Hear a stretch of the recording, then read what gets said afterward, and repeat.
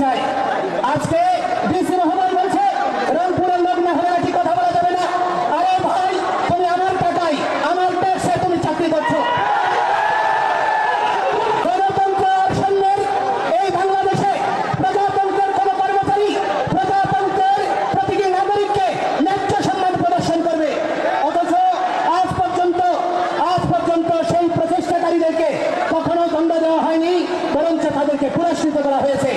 এই অবস্থা আমরা মেনে নিতে পারি না।